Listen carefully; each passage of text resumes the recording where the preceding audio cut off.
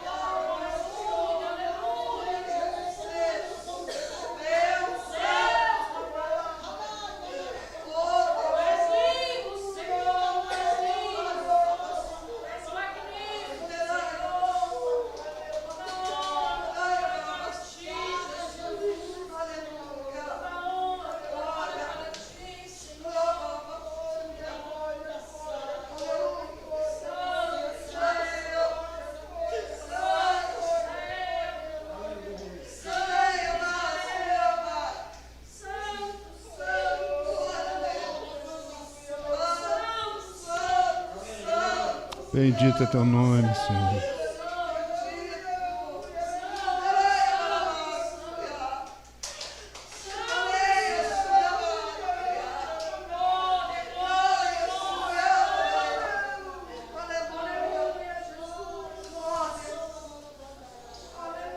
Doce presença.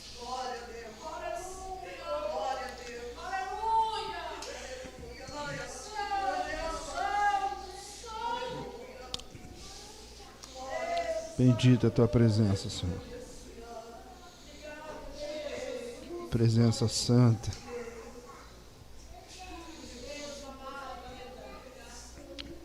O governo é teu, Senhor. O reino é teu. O domínio, a majestade são tuas, Senhor. Toma o teu lugar, Senhor. Tu és digno, Senhor, de reinar. Tu és digno, Senhor.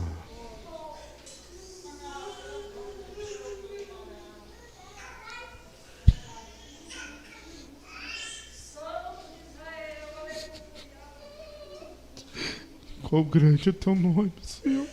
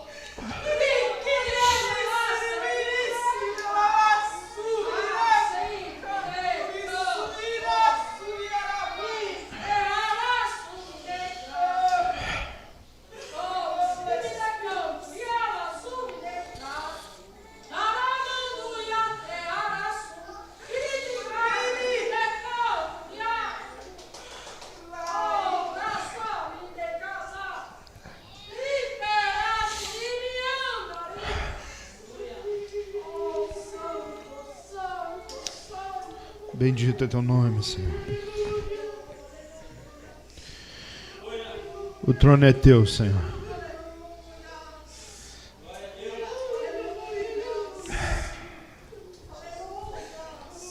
Cadê as crianças?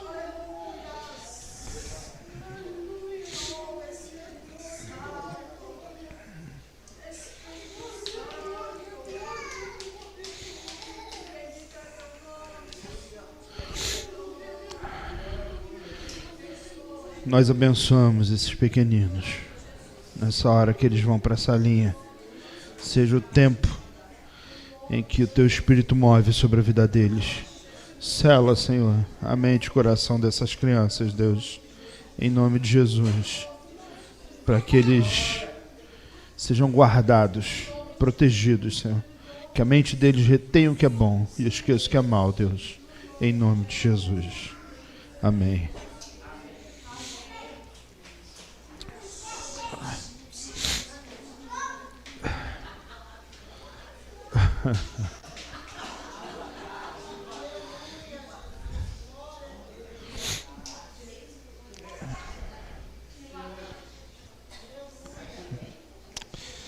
Graças a Deus. Boa noite, gente. Paz do Senhor. Que bom que a gente tem esse tempo juntos, né? Abre comigo a sua Bíblia no Salmo de número 121. Você conhece essa palavra? É a declaração para esse mês, né? Esse mês de agosto. A gente está começando a primeira semana, né? De agosto e hoje nós celebramos a ceia. Salmo 121, verso 1 e 2 diz: Elevo os olhos para os montes. De onde me virá o socorro? O meu socorro vem do Senhor, que fez o céu e a terra. Vamos orar? Senhor, esse é o momento da Tua palavra. Nós sabemos da Tua presença. Mas se o Senhor puder falar ao nosso coração, ainda mais uma vez, continua falando, Senhor. Fala de maneira pessoal, de maneira íntima, de maneira profunda. Fala, Senhor. Fala ao nosso coração, Deus. Em nome de Jesus, que o Teu Espírito venha nos habitar, venha nos conduzir, Senhor, para a glória do Teu nome. Amém. Essa declaração do Salmo 121, ela é muito conhecida, né? Eleva os olhos aos montes, de onde vem o meu socorro? Meu socorro vem do Senhor, que fez os céus e a terra. Você já leu, você já cantou, você já viu de todas as formas. Ela é conhecida, mas ela revela também uma transição. Ela mostra uma jornada entre dois momentos de vida. Porque o salmista diz: elevo os olhos aos montes. De onde me vem o socorro? Ela está falando de um momento onde ele experimenta um ambiente de fragilidade. Porque só pode elevar os olhos para o monte quem está onde? Para você olhar para cima do monte, você tem que estar onde? Você tem que estar embaixo. Portanto, aquele que eleva os olhos aos montes está no vale. Está no lugar onde ele está fragilizado, onde ele está exposto. O vale é o ambiente onde, muito provavelmente, um ataque inimigo vindo de cima produzirá êxito. O vale é o lugar onde você fica fragilizado. A nossa vida, ela é cheia de vales, ela é cheia de nuances. Existem as montanhas, as fortalezas da nossa vida, mas existem muitos vales. Muitos lugares nos quais nós estamos expostos, onde nós somos vistos pelos nossos inimigos. E vamos combinar que nós temos muitos inimigos. Porque diferente daqueles que são desse mundo, eles já estão fazendo aquilo que o Senhor desse mundo quer que eles façam. Portanto, eles muito provavelmente viverão as suas vidas de maneira regular. Mas nós, que não pertencemos a essa regência, só a nossa própria existência, ela já é uma subversão. E ela, por si só, dá testemunho a respeito de um governo perverso. Você servir a Deus no mundo que serve ao diabo, dá testemunho de que o mundo está perdido. E quando nós estamos em situação de fragilidade, quando nós estamos expostos, tudo aquilo que nós precisamos, de acordo com o texto, é fazer um movimento visual. Elevo os meus olhos. Porque a sensação que dá é que que de alguma maneira esse salmista ele é apanhado de surpresa. Como alguém que vem numa jornada e de repente para, olha em volta e fala, gente, agora eu entrei num vale, tem montanha aqui, tem montanha aqui. Se vier um ladrão de lá, se vier um exército inimigo daqui, da onde que vem meu socorro? O que vai ser de mim? E o salmista, em 2 versículos, ele faz uma transição que é a transição de uma situação de risco e de exposição para uma situação de proteção. Eu ontem, lá no encontro, encontrei com o bispo Gustavo, e a gente estava conversando um pouco, e ele estava falando sobre um pastor que foi referência para ele, e ele falou, Júlio, pastor, acho que era João, esqueci o nome, ele foi missionário, e numa das ocasiões ele foi para uma cidade como pregador, fazer a missão, e os homens da cidade resolveram que iam matar ele.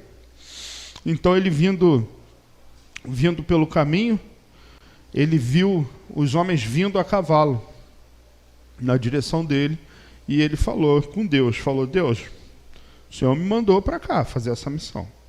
Se agora eu vou morrer, eu tenho certeza que ele vai me matar. Então, se é agora que eu vou morrer, eu morro em paz. Nas tuas mãos, tá? Eu entrego o meu corpo e o meu espírito. E aí ele falou que aqueles homens vieram a cavalo, e quando eles chegam mais perto, os cavalos começam a ficar daquele jeito, né? Assustado, né? Que fica pulando assim. E de momento, os homens saem disparados e vão embora. E um deles aponta para cima.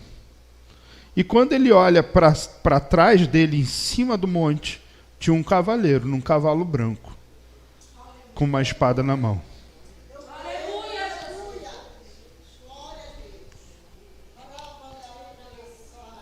O bispo Gustavo ele falou assim, cara, esse pastor, ele só andava no sobrenatural. Foi o homem mais sobrenatural que eu conheci. Quando eu peguei um domingo, eu tinha que pregar. Ele era meu vizinho. Peguei uma inflamação na garganta, acordei sem voz. Fui comprar pão. Ele veio andando na rua, veio andando na minha direção, e eu já ia cumprimentar, dar bom dia. Mas quando ele chegou perto, ele já veio falando em mistério, eu nem falei nada. Ele passou, colocou a mão na minha garganta e continuou falando em mistério e foi embora falando em mistério. E eu cheguei na padaria, falei com o padeiro, comprei o meu pão, cheguei em casa, falei com a minha mulher, parou de doer. Minha mulher olhou e falou, tua garganta não está mais vermelha, não tem mais nada. E ele está começando, né, uma semana sobre ministrações, sobre andar no sobrenatural, né? E esse tipo de cuidado do Senhor é o fim, é o outro lado da moeda. Quando nós estamos em posição de fragilidade, existe ainda uma esperança. E nessa noite eu quero tratar sobre essa transição. Quando a gente sai, quando nós estamos fragilizados, nós transicionamos para essa confiança. O meu socorro vem do Senhor. Por isso que eu li com vocês Salmo 121. E afinal de contas, o que faz mudar as coisas? A grande questão é que o que muda a nossa vida é a nossa visão. Uma pessoa com uma visão deturpada, ela tem uma vida inteira complicada. Ela pode ter a vida arruinada se a sua visão for uma visão adoecida. É por isso que Jesus, em Mateus 6, ele vai dizer: se os seus olhos forem bons, todo o seu corpo terá luz. Mas se eles forem maus, então seu corpo estará em profundas trevas. Tudo depende da nossa visão. Ter visão para o crente é fundamental. Um crente sem visão, ele está perdido. Porque a nossa relação com esse mundo não é a mesma.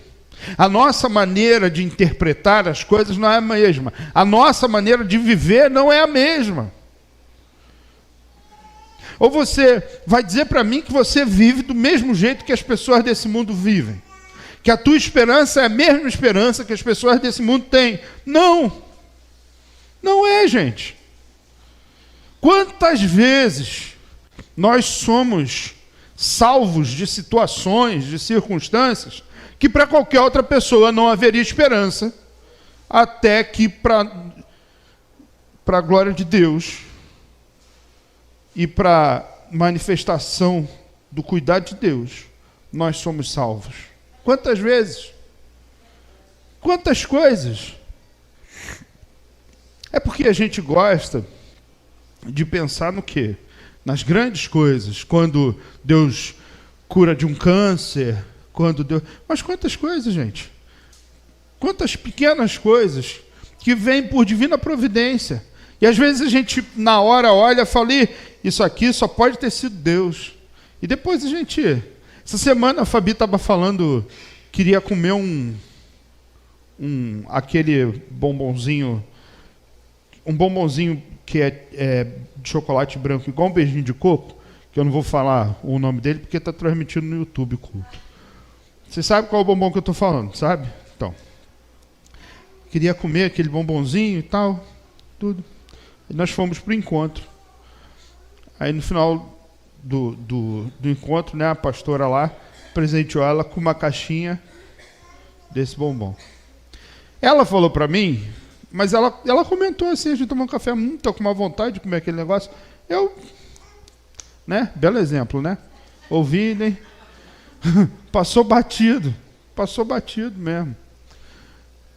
E aí ela falou aqui, ó, estava com vontade, agora eu ganhei. Aí eu que não vou ser besta de falar, me dá um aí, né? Para abrir espaço para ela dizer não. Que eu estava com vontade, você não me deu agora também. Então, aí ela veio e me deu um, eu falei: este servo lhe agradece, muito obrigado. Agora, de fato, tudo na vida depende de como a gente vê as coisas. A nossa maneira de interpretar a vida vai dizer que tipo de vida que a gente está vivendo. Porque a visão da hiena, lembra da hiena? Ó céus, ó vida, ó azar. Essa visão, ela é muito provavelmente aquela que vai transformar a sua vida num transtorno sem fim. Porque se tudo na vida vai mal, ainda que tudo na vida vá mal, o mínimo que a gente precisa ter é esperança. Por quê? Porque nós temos um Deus que cuida de nós. Então, como está a sua visão? Essa noite você vai entender que tão fundamental quanto ter visão é também saber usá-la. Visão depende de manutenção, porque ela pode ser atrapalhada, ela pode ser ferida, ela pode ser violada. A nossa visão, ela ela depende de cuidado. É por isso que Jesus, a igreja em Laodiceia, no Apocalipse, vai dizer o seguinte: você pensa que é rica, mas você é pobre, cega, nu e miserável. Eu aconselho que você compre de mim colírio, para que vejas. Porque uma visão alterada, ela pode te colocar numa condição de exposição tão grande, ao ponto de você achar que é rico, que está ótimo, que está tudo bem, e no fundo, ser pobre, cego, nu e miserável. É o que Jesus está falando ao anjo da igreja em Laodiceia. Então, fundamental é ter visão e fazer a manutenção dela, porque sem o colírio do Espírito Santo, vez ou outra, a nossa visão acaba sendo atingida, acaba sendo adulterada, acaba sendo violada, e essa não é a proposta de Deus. A proposta de Deus para a sua igreja é dar visão de águia, é dar para nós a capacidade de ver as coisas primeiro, além. É por isso que ele deixou para nós a palavra. Ele diz: lâmpada para os meus pés é a tua palavra e luz para o caminho. Então, a gente está falando de algo que produz em nós a capacidade de, no mundo tenebroso, ver além. É uma palavra que serve de farol, que produz em nós a capacidade de estar 2 ou 3 passos à frente. Essa é a proposta de Deus. Capacitar os crentes a ter visão em dias tenebrosos. Capacitar você a ver as coisas com visão espiritual. Então, para início de conversa, se você não recebeu, se você ainda não recebeu visão espiritual, se você ainda não tem discernimento espiritual, se você ainda não vê as coisas de maneira espiritual, você precisa fazer aquilo que Jesus fala para Nicodemos. Ele fala para Nicodemos: nasce de novo, filhão. Você já viu a conversa como que é? São 2 mestres. Ali é o tipo de conversa que a gente só fica do lado ouvindo. É Jesus de um lado e Nicodemos do outro. Aquele papo que Nicodemos está com um pensamento muito acima do seu tempo, conversando com Jesus. E Jesus com um pensamento acima da eternidade, conversando com Nicodemos. E chega um momento que Jesus fala para Nicodemos: Nicodemos, até aqui a gente caminha, daqui para lá sua visão não alcança. É necessário nascer de novo, porque você não vai ver. Aquele que não nascer da água e do Espírito não pode ver o reino de Deus. Pastor, eu estou sem visão, tem que nascer de novo. Mas eu sou crente, tem que nascer de novo. Sou batizado, tem que nascer de novo. Sou batizado no Espírito Santo, tem que nascer de novo, mano. Porque tem gente que pegou o batismo com o Espírito Santo como carteira de motorista, né? Você batizou lá atrás. Há 15 anos eu fui batizado e falei em língua. A Bíblia diz, ela ensina que falar em línguas edifica a si mesmo. Você tem que falar todo dia, lindo. Todo dia, lindona. Não é só no culto, não. Já acorda de manhã falando em mistério com Deus, isso vai te edificando. Pastor, eu não falo em língua. Então, meu irmão, aprende. Vai buscar do Espírito Santo. Mas você tem que caminhar nisso. Você precisa viver isso. Você precisa dessa presença. O mundo está cada vez mais tenebroso, sem a presença de Deus. Você vai ficar cego. Então, para início de conversa, você precisa de visão. Porque se você não tem visão espiritual, você nem vai ver o reino de Deus. Você vai ver tanta coisa. Você vai ver a vida, você vai ver a história, você vai ver os projetos, você vai ver as projeções. Você vai pegar um jornal e vai ler, aqui ó, o jornal está dizendo que a economia vai mal. O jornal está dizendo que vem possivelmente mais uma pandemia. O jornal está dizendo que a guerra está piorando. Aí vai vendo um monte de projeção e a visão espiritual está ali. Ó. E a alma vai adoecendo. Meu irmão, não sou desse mundo. A economia desse mundo, ela não me influencia. Porque o meu Deus andou no olho da prata. Não falta nada, não vai faltar. E se faltar, o corvo traz, meu irmão. Não vai passar fome. Vem a pandemia, não se preocupe. Se você não morreu naquela, você não vai morrer nessa. Mas tanta gente morreu. Como é que você tem coragem de falar isso? Eu sou da classe que mais morreu. A primeira classe que morreu na frente de todas as outras foi a de pastores. Foi a que mais morreu.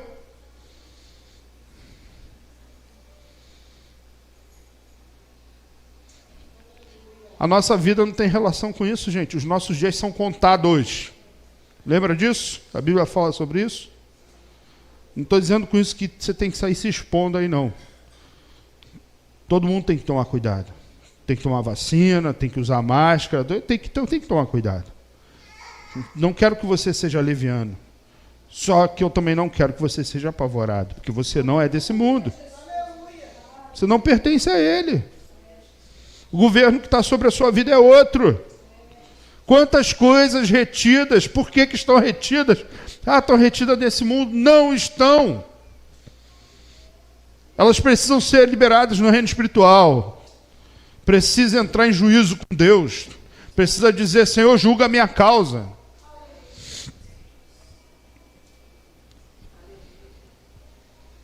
E quando a gente começa a falar em visão, a primeira coisa que prejudica a visão, meu irmão, é a pressa.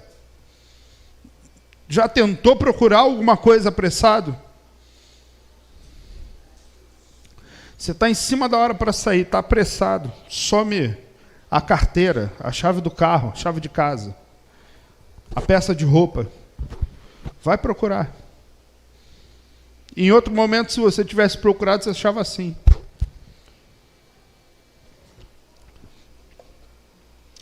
A pressa, ela prejudica a visão. E aí eu me lembro de Mefibosete, lembra disso? Quando a sua babá descobre, né, sabe do que aconteceu com Saul e com Jonatas, pai de Mefibosete, ela corre com medo dos inimigos. E o que acontece com Mefibosete? Ela deixa ele cair, ele tem 5 anos. Ele não era um bebezinho de colo. Ele tem 5 anos. Quase o tamanho do Heitor, gente. Então, quer dizer, foi uma senhora queda. Ele quebra os 2 pés. Ou as 2 pernas. E aí ele fica coxo. Só que depois, não bastasse ele ficar coxo, ele ainda vai morar onde? Lodebar. E ele é lançado em uma condição de miséria, porque ela, com pressa, saiu correndo com medo de Davi, que a Bíblia diz que amava Jonatas. Um homem que quando o mensageiro veio dar a notícia que Saul estava morto, o mensageiro estava alegre porque Saul morreu em Ziclag, Davi matou o mensageiro. Se ele descobre que Jonatas tinha um filho, você acha que ele ia mandar matar Mefibosete? Tanto não ia, que lá na frente, quando ele descobre que ele está vivo, ele diz, você come na minha mesa comigo. Você vai viver junto comigo, você é minha família, você come com os meus filhos. Você vai estar na minha casa. Mas a pressa fez ela correr. Fez ela lançar aquele menino numa longa condição de miséria. Quantas vezes? Quantas vezes a gente se precipita? Já está com uma dívida. Aí faz mais uma. Comprou um negocinho baratinho, parcelado. Em 3 vezes. Não, R$30 no cartão. Está parcelado em 3 vezes. faz mais uma parcela de outros 30. Depois outra de outros 30. Quando vê a soma das parcelas, dá 1.000. Diz, ai Jesus, o devorador. É você que é o devorador. Você está se devorando, pô.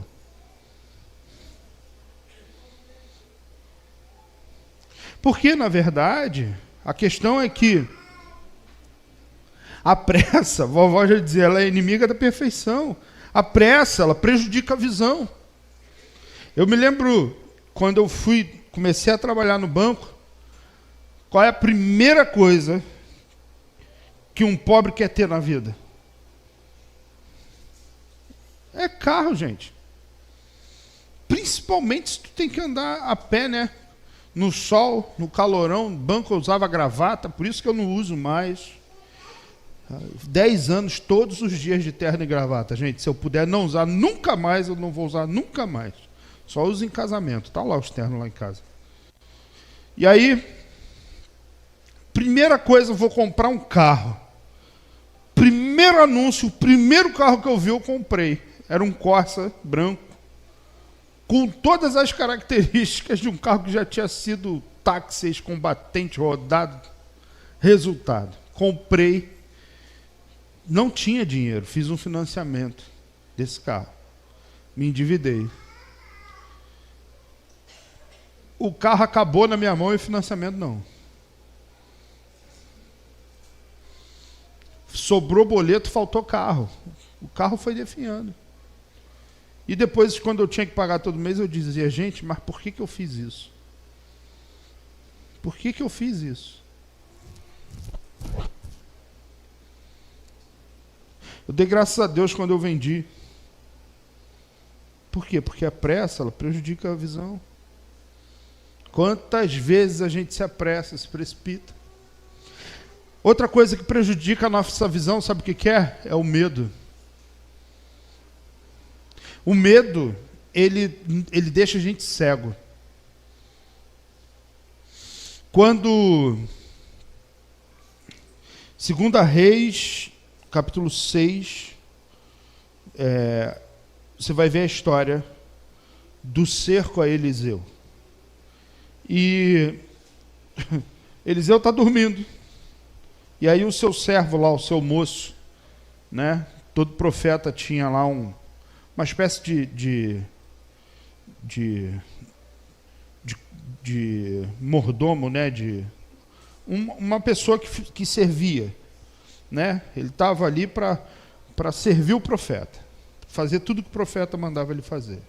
Então, ele está dormindo, o seu moço acorda mais cedo para começar a fazer os serviços da casa. De repente ele olha para a cidade está cercada. Tem um exército inimigo em volta. Aí ele já volta e fala, deu ruim. Ô Eliseu, acorda que é agora, deu ruim. Ele vem apavorado. Ele estava andando com Eliseu. Eliseu andava com quem? Com Deus. Ele muito provavelmente já tinha visto muita coisa acontecer na vida de Eliseu. Mas agora ele entra apavorado e diz, ai meu Senhor, o que será de nós? E aí Eliseu diz assim para ele, peraí, não temas, porque maiores são aqueles que estão conosco. E aí Eliseu tem que falar assim para Deus, Deus, abra a visão do menino. Porque o medo dele o torna incapaz de crer no Deus de Israel. E agora, com a visão aberta, ele vê que o exército que cercava estava cercado. Porque o medo cega a gente. Quem já teve pesadelo sabe disso. Um dia desses, o Heitor teve um pesadelo.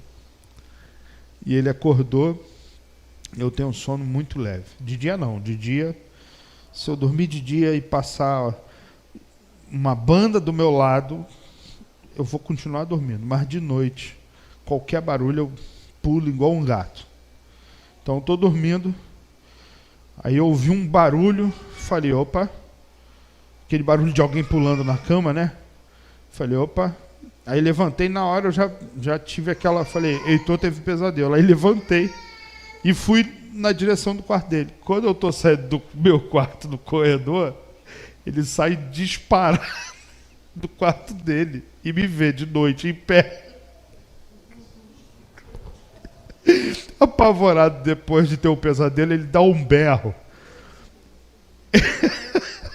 Ele deu um susto, ele apoiou a mão assim no corredor. Se ele pudesse, ele escalava assim as paredes do corredor e correu. Ele não viu que era eu. E saiu correndo. Aí eu agarrei ele assim e falei, calma, cara. E ele, calma, é o papai.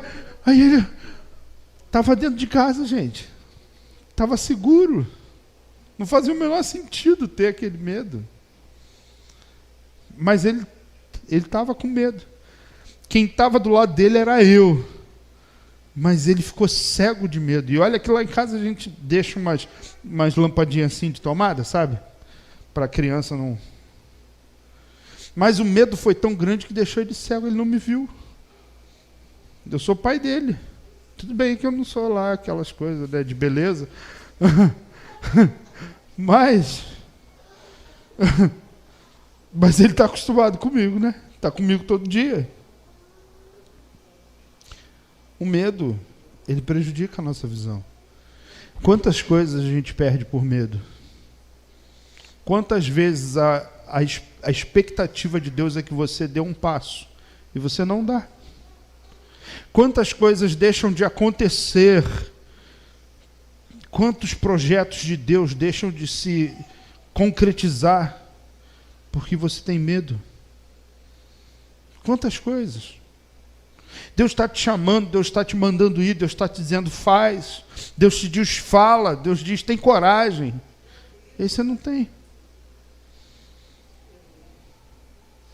E aí o medo te faz olhar e dizer assim, mas e se der errado? Já deu. Porque se você tem algo a fazer e não faz por medo, já deu errado. Você não vai fazer. Você não vai realizar. Assim como aquele que tem uma mensagem a ser dita, se ele não fala, ele mente. Se você tem algo de Deus a entregar para alguém e não entrega, se você se cala, o teu silêncio é uma mentira. Porque havia um recado de Deus no reino espiritual.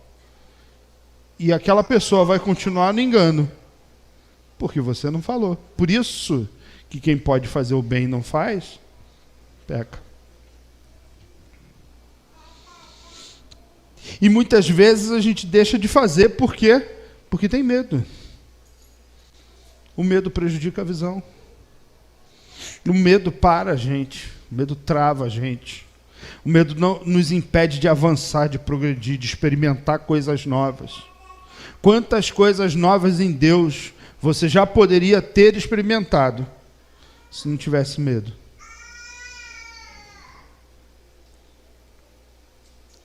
Outra coisa que confunde a nossa visão são as circunstâncias. Circunstâncias, elas muitas vezes elas não têm a capacidade de nos cegar, mas de nos distrair. Porque a Bíblia vai dizer que o nosso alvo é o autor e consumador da nossa fé, aquele pelo qual nós prosseguimos. Não é isso? Nós prosseguimos em direção ao alvo que é Jesus, o autor e consumador da nossa fé. Mas as circunstâncias, muitas vezes, nos fazem desviar do nosso alvo. E a Bíblia vai falar para a gente, em Mateus 14, de uma ocasião em que isso acontece. E quem passa por isso é Pedro. Porque quando eles estão no barco, atravessando o mar, e no meio da noite, já na terceira vigília, eles cansados de lutar, o vento contrário, eles tentando atravessar. Jesus vem andando na direção deles, por cima das águas, eles se assustam e pensam que é um fantasma. E aí, Pedro diz assim: Jesus, se é o Senhor, deixa eu ir ter contigo. Ora, o que está acontecendo naquela situação? Pedro saiu de onde estava porque Jesus mandou. Entrou no barco porque Jesus mandou. Começou a travessia porque Jesus mandou. Lutou a noite inteira contra a tempestade porque Jesus mandou. No meio do escuro, quando ele sai do barco por quê? Porque Jesus mandou. E ele começa a vencer a tempestade, andar no sobrenatural, andar sobre as águas, por quê? Porque Jesus mandou. E o texto diz que ele olha para a força do vento, percebe a força do vento. Ele saiu do barco e está andando, olhando para Jesus. Tudo que ele vem fazendo no histórico da vida dele, ele vem fazendo porque Jesus mandou. Ele está andando sobre as águas porque Jesus mandou. Mas o vento começa a fazer barulho. E aí ele começa a pensar, mas e se? E por causa disso, ele começa a afundar. Veja, não importa o que vai acontecer, porque se você saiu do lugar que você estava porque Jesus mandou, se você entrou no seu barco porque Jesus mandou, se você está lutando na jornada porque Jesus mandou, se a tua vida tem sido difícil, mas é porque Jesus mandou, se muitas vezes, quando não sobra opção, você tem que andar por cima das águas por causa da palavra de Jesus, não se preocupa, porque se chegar a hora de afundar, a mão dele vai estar lá. Mas as circunstâncias distraem a gente, confundem a nossa visão. Meu irmão, dentro do barco, fora do barco, em cima da água, embaixo da água, o nosso olhar precisa estar em Jesus. É assim que funciona. Para a gente não começar a afundar. Então, como está a sua visão? Como está a sua visão? Para a gente encerrar, eu quero trazer para vocês alguns dados importantes. Atos 1,15 vai falar que quase 120 pessoas estavam reunidas na ocasião da descida do Espírito Santo. Quase 120 pessoas. Não é isso? Você lembra disso, né? Eles estavam ali reunidos, unânimes, na descida do Espírito Santo. Não é isso? Você lembra dessa história? Maravilhosa essa história, né? Descida do Espírito Santo. Veio um vento veemente. Mas deixa eu te chamar a atenção para o que a primeira carta aos Coríntios, capítulo 15, verso 6, vai dizer. Vai dizer que na ascensão de Jesus, mais de 500 pessoas testemunharam Jesus sendo assunto aos céus. Agora vamos fazer um cálculo rápido. Jesus, ele ressuscita ao terceiro dia, domingo de Páscoa. Pentecostes acontece quantos dias depois do domingo de Páscoa? 50 dias, Pentecostes. Jesus fica quantos dias ainda na terra antes da ascensão, depois da sua ressurreição? 40 dias. Em um intervalo de 10 dias entre a ascensão de Jesus e a descida do Espírito Santo, o número de pessoas que era de mais de 500 passou a ser quase 120. Isso quer dizer que pelo menos 380 pessoas, em 10 dias, simplesmente desistiram.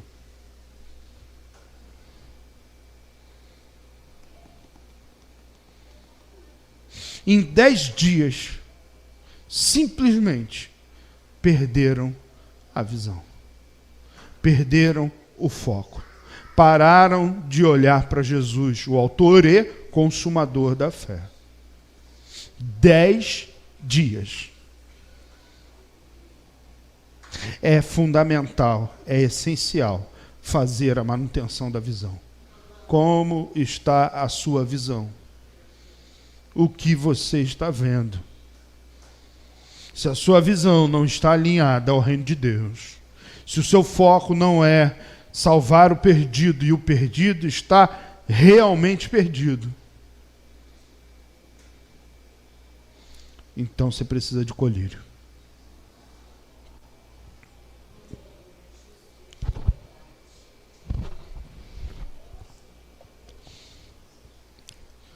Como está a sua visão? Essa noite eu quero te convidar a buscar de Deus colírio, porque uns poucos receberam o batismo com o Espírito Santo, marcaram a história, e esses poucos depois vão mudar o mundo, vão ser os tais que inflamaram o mundo. Eu quero ser um dos tais. Como está a sua visão?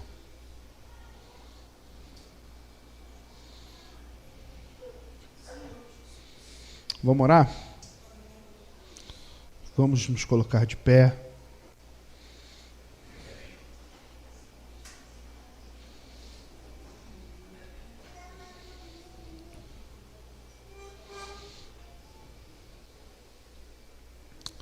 Ah, Senhor, nós precisamos do teu colírio. Deus, nós precisamos do teu colírio. Precisamos fazer a manutenção da nossa visão. Os nossos olhos precisam estar saudáveis, ativos, focados no teu reino, focados no Senhor, para que nenhuma das circunstâncias, para que o medo, para que a pressa não afete a nossa vida, ao contrário, com os olhos no Senhor, a gente tem a capacidade de prosseguir, de avançar, de caminhar na direção do Senhor, Senhor. Oh Deus, nós precisamos do teu colírio. Nós precisamos, Senhor, do teu renovo. Traz, Deus, sobre a tua igreja o teu bálsamo, Senhor, nessa noite, o teu colírio, Senhor. Dá, Senhor, renovo, Deus, em nome de Jesus. Que o teu Espírito alcance e produza, Senhor, o abrir de olhos. Em nome de Jesus. Abre, Senhor, a nossa visão. Dá, Senhor, que cada um que ouve a minha voz, que participa dessa oração, tenha os seus olhos abertos, tocados pelo Senhor. Em nome de Jesus, faz-nos enxergar o perdido, Senhor. Faz-nos ver o teu reino, Senhor. Faz-nos avançar, Deus. Em nome de Jesus, sara a nossa visão. Sara-nos, Senhor, para a glória do teu nome, Senhor. Sejam os teus olhos abertos, em nome de Jesus.